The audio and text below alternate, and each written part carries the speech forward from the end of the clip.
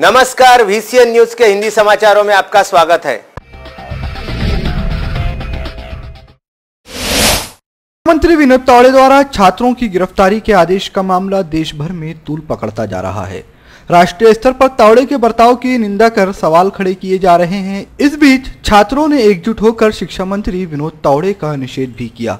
उच्च शिक्षा मुफ्त में कब मिलेगी, यह सवाल एक पत्रकारिता के छात्र ने तावड़े से किया था। इस पर अगर शिक्षा लेना संभव नहीं हो तो छोड़ दें और कहीं नौकरी करने की सलाह दी थी। इसकी वीडियो शूटिंग करने वाला एक छात्र दिखाई दिया। इससे परेशान होकर तावड़े ने दोनों की गिरफ्तारी के आदेश पुलिस को दिए। वह छात्र के मोबाइल से सारे ही फुटेज डिलीट करने के बाद उसे मोबाइल वापस लौटा दिया। इसी मामले को लेकर पूरे देश भर में महाराष्ट्र के शिक्षा मंत्री विनोद तावड़े का जमकर निषेध व्यक्त किया जा रहा है। अमरावती जिले में पत्रकारिता स्नातक के एक छात्र द्वारा गिरफ्तार करने के आरोप लगाए जाने के बारे में राज्य के शिक्षा मंत्री विनोद तावड़े ने कहा है कि मैंने किसी को भी गिरफ्तारी का आदेश नहीं दिया, मेरे खिलाफ झूठ फैलाया जा रहा है। मंत्री ने कहा कि कॉलेज के छात्रों के साथ तकरीबन 2.5 घंटे तक अच्छी बातचीत हुई है, लेकिन शिक्षा मंत्री विनोद तावड़े के रवैये का विरोध करते हुए जगह जगह निवेदन दिए जा रहे हैं और आंदोलन किए जा रहे हैं। इसी को लेकर अमरावती शहर के इरविन चौक पर भी शिक्षा मंत्री विनोद तावड़े का पुतला फूंका गया व उनके निषेध में नारेबाजी की गई। बुल्ढाना जिला के बाबुलखेड़ में एक दिल दहला देने वाली घटना घटी। 24 वर्षीय एक महिला ने अपने 2 बच्चों के साथ कुएं में कूदकर अपने प्राण त्याग दिए। एक ही परिवार के 3 लोगों की एक साथ मृत्यु हो जाने से पूरे गांव में शोक का माहौल पसरा हुआ है। मेहकर तालुका के बाबुलखेड़ में मृतक 24 वर्षीय मनीषा गायकवाड़ और 4 वर्षीय बेटे समर्थ अंकुश गायकवाड़, इन नामों से मृतकों की पहचान हुई है। मृतक मनीषा और उसके पति के बीच में कुछ समय पहले ही किसी बात को लेकर वाद विवाद हुआ था। इसी वाद विवाद के चलते 24 वर्षीय महिला ने अपने 2 बेटों के साथ कुएं में कूदकर अपनी जान दे दी। प्राथमिक तौर पर इस घटना की और कोई जानकारी सामने नहीं आई है, लेकिन इस वारदात के सामने आते ही गांव भर में शोक नजर आने लगा है। पॉवर ऑफ मीडिया ही संपादक, पत्रकार, वृत्तवाहिनी साहित्यिक, लेखक, कवी, वृत्तपत्र वितरक, व्यंगचित्रकार, छायाचित्रकार, वार्ताहर व बातमीदारांची अशी एकमेव राष्ट्रव्यापी संघटना म्हणून संपूर्ण भारत देशामध्ये कार्यरत आहे। स्वातंत्र्यपूर्व काळामध्ये दिनांक 6 जानेवारी 1832 रोजी दर्पण नावाचे पहिले मराठी दैनिक सुरू झाले। मुंबई येथून या दैनिकाची त्यातल्या त्यात मराठी दैनिकाची सुरुवात झाली। या दैनिकाचे संपादक बाळशास्त्री जांभेकर यांचा हा जन्मदिवस असल्याने आचार्य बाळशास्त्री जांभेकर हे मराठी पत्रकारितेचे आद्य जनक म्हणून संबोधल्या जातात आणि 6 जानेवारी संपूर्ण महाराष्ट्रामधील वृत्तपत्रांशी व प्रसार माध्यमांशी निगडीत संपूर्ण व्यक्ती मोठ्या आनंदाने हा पत्रकार दिन साजरा करतात। लोकशाहीचा चौथा आधारस्तंभ म्हणून प्रसार माध्यमे व पत्रकार असले तरी सुद्धा आतापर्यंत शासन दरबारी उपरोक्त गोष्टीची नोंद अजिबात घेतल्या गेली नाही, याचा खेद सर्वसामान्य पत्रकाराला हा नेहमीच वाटतो आहे। स्वातंत्र्यानंतरची 71 वर्षे उलटून गेल्यानंतरही शासनाने याबाबत कोणतेही पाऊल उचलले नाही किंवा अधिकृतरित्या हा मराठी पत्रकार दिन म्हणून घोषित केला नाही किंवा तशी माहिती सुद्धा माहिती संचालनालयाच्या कुठल्याही डायरी अथवा कॅलेंडरमध्ये आपणास दिसून येत नाही। आज महाराष्ट्रामध्ये किमान सर्वच कॅलेंडर्स मिळून 1000 कंपनीज तरी कॅलेंडर बनवून विक्रीचे कार्य करीत असतील, तरी सुद्धा 6 जानेवारीच्या त्यांच्या या तारखेच्या चौकोनामध्ये आजतागायत तसा उल्लेख बघायला मिळत नाही। यासाठी पॉवर ऑफ मीडिया या देशव्यापी संघटनेच्या वतीने एक निवेदन माननीय मुख्यमंत्री यांना जिल्हाधिकारी अमरावती यांचे मार्फत देण्यात आले। या निवेदनामध्ये शासनाने अशी दखल घ्यावी की जेणेकरून 6 जानेवारी आचार्य बाळशास्त्री जांभेकर यांचा जन्मदिवस पत्रकार दिन म्हणून घोषित करण्यात यावा अशी प्रमुख मागणी करण्यात आली। याची प्रतिलिपी संचालक माहिती संचालनालय मुंबई, जिल्हाधिकारी अमरावती, विभागीय संचालक माहिती कार्यालय अमरावती तसेच जिल्हा माहिती अधिकारी अमरावती यांना देण्यात आली। 6 डिसेंबर 1832 रोजी आचार्य बाळशास्त्री जांभेकर यांनी मराठीतलं पहिलं दैनिक दर्पण हे मुंबईमध्ये सुरू केलं। मराठी अस्मितेचा हा त्यांनी जो प्रसार करण्याचा विडा तिथे मुंबईमध्ये उचलला होता, त्यासाठी आपण पॉवर ऑफ मीडियाच्या वतीने महाराष्ट्र राज्याचे जे मुख्यमंत्री आहेत त्यांना असं निवेदन देत आहोत की आचार्य बाळशास्त्री जांभेकर यांचा हा जन्मदिवस 6 जानेवारी हा पत्रकार दिन म्हणून शासनाच्या वतीनं साजरा करण्यात यावा. शासनाने त्याची दखल घ्यावी आणि कॅलेंडर्सवरती तशी नोंद करावी अशी शासनाला पॉवर ऑफ मीडियाच्या वतीने विनंती करण्यात येत आहे. आणि जनक आणि पत्रकारितेची सुरुवात करणारे बाळशास्त्री जांभेकर यांची आपण दरवर्षी पत्रकार दिन म्हणून साजरा करतो, परंतु शासन दरबारी त्यांच्या नावाची कोणत्याही प्रकारची नोंद नाही. शासनाने या बाबतीत दखल घ्यायला पाहिजे आणि शासनाने दखल घेऊन हा दिवस पत्रकार दिवस म्हणून तर साजरा होतोच, परंतु शासकीय गॅजेटमध्ये किंवा शासकीय कॅलेंडरमध्ये किंवा बाकीच्या जे कॅलेंडर निघतात त्याच्यामध्ये ज्या चौकोनामध्ये त्यांचा फोटो छापून त्यांच्या नावाची नोंद करण्यात यावी. पॉवर ऑफ मीडियाचे संस्थापक सदस्य संदीप बाजड यांच्या नेतृत्वामध्ये जिल्हाध्यक्ष उमेश लोटे, जिल्हा उपाध्यक्ष देविदास सूर्यवंशी, जिल्हा सरचिटणीस सुभाष कोटेचा यांच्यासोबतच महिला अध्यक्ष मंजू ठाकरे, पुष्पा जैन, राज घोरमाडे, नरेंद्र देशपांडे, शहर अध्यक्ष सुरेंद्र बिस्ने, दिलीप जवंजाळ, शहर उपाध्यक्ष सतीश वानखडे, अरविंद लुक्कड, शम्स अन्सारी, मीनाक्षी कारवाडे, ज्योती बोराडे, रोहिणी बायस्कर, अमोल नानोटकर, कुशल लोटे, विलास फरकाडे, प्रवीण शेकोकार, गजानन जिरापुरे, सुरुची बनगैया, मोहन गंगन, रवी वानखडे तसेच पॉवर ऑफ मीडियाचे सर्व सदस्य मोठ्या संख्येने उपस्थित होते.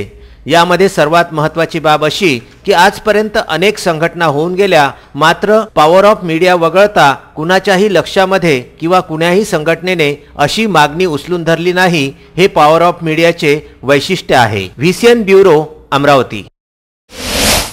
अमरावती शहर के स्थानीय तक्षशिला महाविद्यालय में पत्रकार दिवस के अवसर पर HIV एड्स जन जागृति कार्यक्रम का आयोजन किया गया। इस कार्यक्रम की शुरुआत में दादा साहेब गवई की प्रतिमा पर प्राध्यापकों के हाथों से हार व पुष्प अर्पण किए गए। इसी तरह डॉक्टर बाबा साहेब अम्बेडकर व बालशास्त्री जांभेकर इनकी प्रतिमाओं पर भी फूलों की माला अर्पण की गई। जिला सामान्य रुग्णालय द्वारा व जिला एड्स प्रतिबंधक नियंत्रण द्वारा विद्यार्थियों व शिक्षकों के ब्लड चेक कर उनके HIV की जांच की गई। इस जन जागृति कार्यक्रम में पत्रकारिता व जनसंवाद के छात्र व छात्राओं ने बढ़ चढ़कर हिस्सा लिया। तक्षशिला महाविद्यालय की छात्र छात्राओं ने मिलकर एड्स को जानो और एड्स को रोको इस विषय पर एक नाटक भी पेश किया।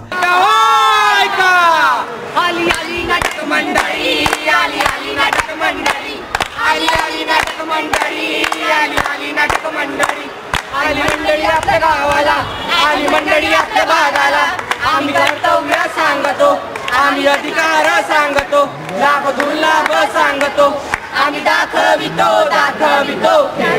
हो कसा मामा या जरा आम्हाला वेळ आली आली नाटक मंडळी, आली आली नाटक मंडळी। लोक काय झाले आहे आपल्या देशाचे हाल, HIV मुळे झाले तरुणांचे बेहाल। हा कोणता रोग नाही तर शरीरातली स्थिती आहे। काय मी करू HIV झाला, कसं मी करू HIV झाला, कुणाला सांगू HIV झाला, HIV झाला, HIV झाला, HIV झाला, पण काऊन झाला सांगतो ना। एकापेक्षा जास्त व्यक्तीसोबत असुरक्षित लैंगिक संबंध केल्याने HIV ज्या वेळेस आपण आपल्या शरीरात रक्त लावत असतो, बाहेरून कोणता रक्त वापरत असतो, तर तो HIV मुक्त आहे का याची जाणीव करून घेणे आपले कर्तव्य आहे। आणि नेहमी जेव्हा आपण नवीन इंजेक्शन घेतो तेव्हा नवीन सुईचा वापर करणं गरजेचे आहे। एकनिष्ठ रहा। तुम्ही जर HIV संक्रमण असाल तर रक्तात करू नका। लैंगिक संबंध ठेवताना वापर करा। भारत मातेचा विकास घडू, हो भारत मातेचा विकास घडू, करू असे आव्हान, हो करू असे आव्हान। आहे तुमच्या आमच्या हाती सर्व या देशाचा कल्याण, आहे तुमच्या आमच्या हाती सर्व या देशाचा कल्याण। इस कार्यक्रम में तक्षशिला महाविद्यालय के प्राचार्य डॉक्टर पड़वाल मल्लू सर, प्रमुख अतिथि मराठी पत्रकार संघ के जिला अध्यक्ष नयन मोंडे, संस्था के सचिव PRS राव तथा पत्रकारिता व जनसंवाद विभाग के प्राध्यापक बबन इंगोले, प्राध्यापक विलास फरकाड़े, प्राध्यापक स्नेहा वासनिक तथा कला एवं वाणिज्य व विज्ञान विभाग के शिक्षक वर्ग व कर्मचारी विद्यार्थी भारी संख्या में उपस्थित थे। इस कार्यक्रम में पवन कैथवास, जितेंद्र कांबड़े, निकिता राउत, गौरी डुकरे, शिवानी ठाकुर, बादल वैद्य, विक्की बाभुड़कर आदि छात्र प्रमुखता से उपस्थित थे। मारवाड़ी समाज के खिलाफ कटाक्ष करने पर पूर्व केंद्रीय गृह मंत्री सुशील कुमार शिंदे का 7 जनवरी को अमरावती के इरविन चौक पर प्रतिमात्मक पुतला फूका गया। इससे पहले सुशील कुमार शिंदे के पुतले पर जमकर लात घूंसे भी बरसाए गए। शिंदे से नाराज मारवाड़ी समाज ने बड़ी संख्या में मोर्चे के रूप में जिला अधिकारी कार्यालय पर पहुंचकर ज्ञापन सौंपा। शिंदे को जाहिर रूप से माफी मांगने की मांग भी की गई। मारवाड़ी समाज के अनुसार शिंदे द्वारा यह वक्तव्य मारवाड़ी फाउंडेशन द्वारा दिए जाने वाले डॉक्टर बाबा साहेब अंबेडकर स्मृति समारोह में दिया गया था। इस समय पूर्व केंद्रीय गृह मंत्री सुशील कुमार शिंदे ने मारवाड़ी समाज पर एक समय गरीबों का शोषण करने वाला वक्तव्य कर एक तरह से उनकी आलोचना की। उनके इस स्तर के वक्तव्य के खिलाफ विरोधी प्रदर्शन करते हुए इरविन चौक पर शिंदे के प्रतीकात्मक पुतले पर मारवाड़ी समाज के बांधवों ने जमकर लात घूंसे बरसाने के बाद उनके पुतले को आग लगाई। शिंदे मुर्दाबाद मुर्दाबाद मुर्दाबाद मुर्दाबाद मुर्दाबाद मुर्दाबाद मुर्दाबाद सुशील कुमार शिंदे मुर्दाबाद मुर्दाबाद मुर्दाबाद मारवाड़ी समाज का मारवाड़ी समाज का मारवाड़ी समाज का मारवाड़ी समाज का। इसके बाद मारवाड़ी समाज बड़ी संख्या में मोर्चे के रूप में जिला अधिकारी कार्यालय पहुंचा, जहां पुलिस ने अंदर प्रवेश को लेकर कुछ लोगों के साथ धक्का मुक्की की। इसके पश्चात शिष्टमंडल ने जिला अधिकारी को ज्ञापन सौंपकर शिंदे सार्वजनिक तौर पर समाज से माफी मांगे, ऐसी मांग की। इस अवसर पर पार्षद पुनीत सोनी, प्रफुल्ल गांधी, बीनू भाई करवा, नीलेश भट्टड़, प्रमोद राठी व मारवाड़ी समाज के अधिक सदस्य उपस्थित थे। श्रद्धा फैमिली शॉपिंग में जाएंगे हम सभी, साड़ियों की नई डिजाइन देखो यहीं से लाएंगे। श्रद्धा फैमिली शॉपिंग में जाएंगे हम सभी, लेडीज जेंट्स बच्चों की हर फैशन लाएंगे सभी। फैशन के सफर में आप भी आगे ही आगे बढ़ते चलिए, क्योंकि बिजीलैंड का सबसे बड़ा आलीशान भव्य showroom Shraddha family shopping and mall, Busyland complex, Nandgaon Peth, Amravati.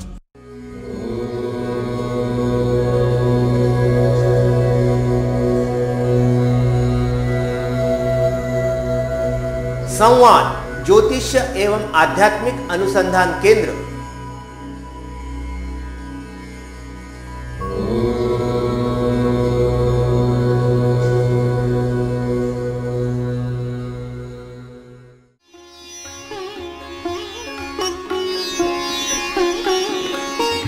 समृद्ध जन्म कुंडली के अनुसार करें अपने व्यक्तित्व का निर्माण, अपने बच्चों की परवरिश करें उनकी जन्म कुंडली एवं ज्योतिष परामर्श के अनुसार। विस्तृत फलादेश के साथ जन्म कुंडली का नया स्वरूप, ग्रहों की शांति के विभिन्न उपाय। संवाद ज्योतिष एवं आध्यात्मिक अनुसंधान केंद्र, अंबादेवी मार्केट, अंबादेवी, अमरावती।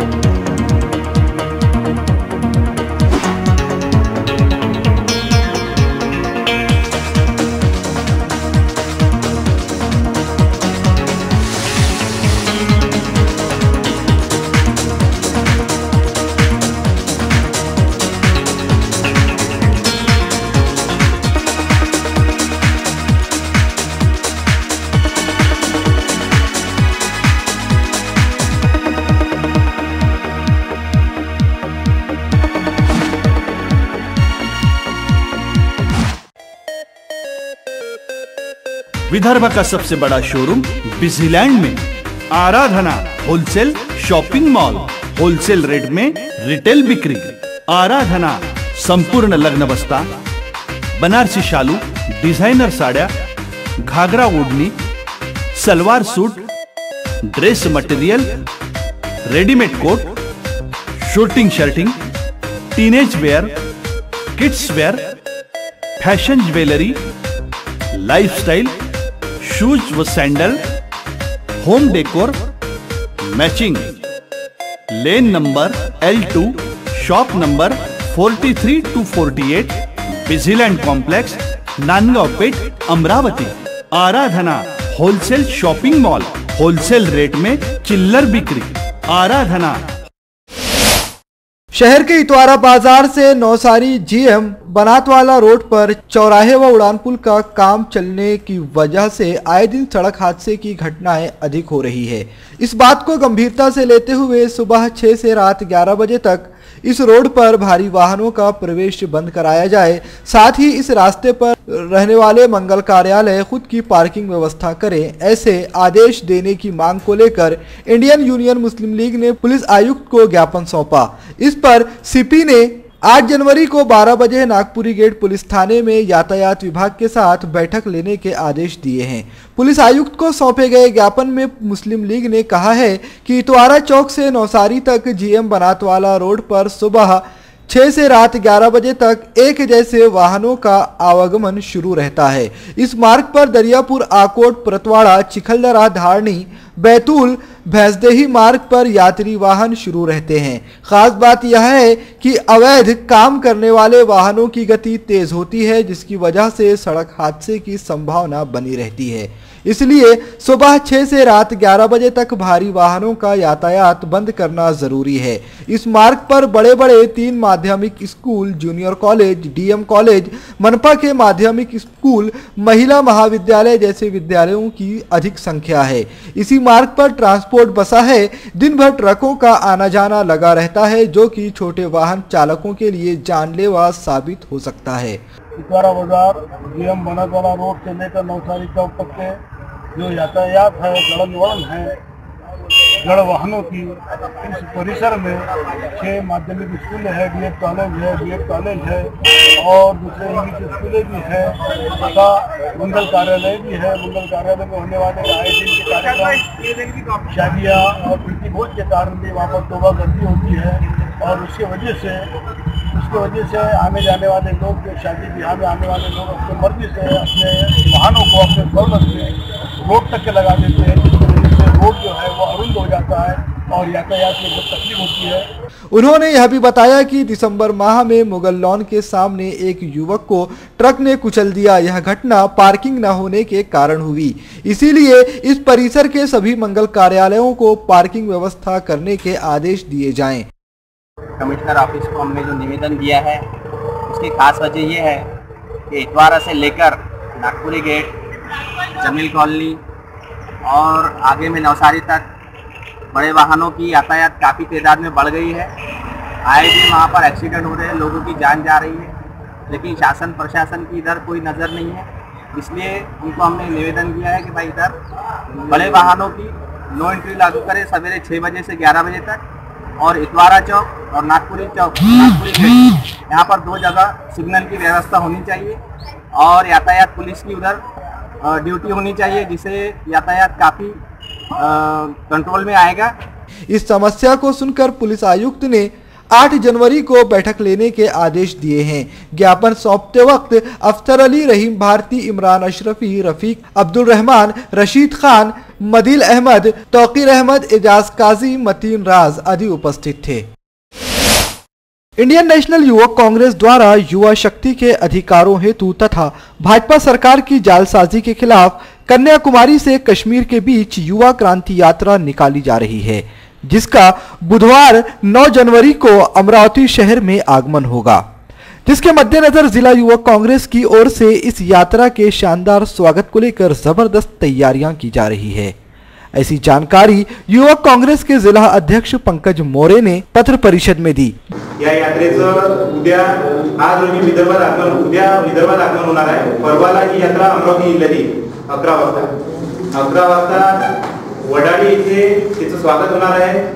तिथून युवक काँग्रेसचे अमरावती विधानसभेचे अध्यक्ष निलेश गोयल यांच्या नेतृत्वात एक मोटरसायकल रॅली निघणार आहे. युवा कांग्रेस जिला अध्यक्ष पंकज मोरे ने बताया कि इस यात्रा के अमरावती आगमन के अवसर पर युवा कांग्रेस के अध्यक्ष केशव चंद यादव, राष्ट्रीय उपाध्यक्ष श्रीनिवास, प्रदेश अध्यक्ष सत्यजीत तांबे, प्रदेश प्रभारी प्रतिमा रघुवंशी व सह प्रभारी मनीषा चौधरी सहित युवा कांग्रेस के अनेक पदाधिकारी उपस्थित रहेंगे. इस दौरान मोरे ने बताया कि लगातार बढ़ती महंगाई, झूठे आश्वासन देने के साथ युवा सक्षमीकरण की और अनदेखी करने वाली भाजपा के खिलाफ भारतीय युवक कांग्रेस द्वारा कन्याकुमारी से कश्मीर के बीच युवा क्रांति योजना का आयोजन किया गया है. इस यात्रा के माध्यम से युवा शक्ति को संगठित करने के साथ ही भाजपा की गलत नीतियों के खिलाफ आवाज उठाई जाएगी. इस यात्रा के अमरावती आगमन के अवसर पर जिले के सभी कांग्रेस नेता तथा मौजूदा व माजी विधायक व सांसद उपस्थित रहेंगे.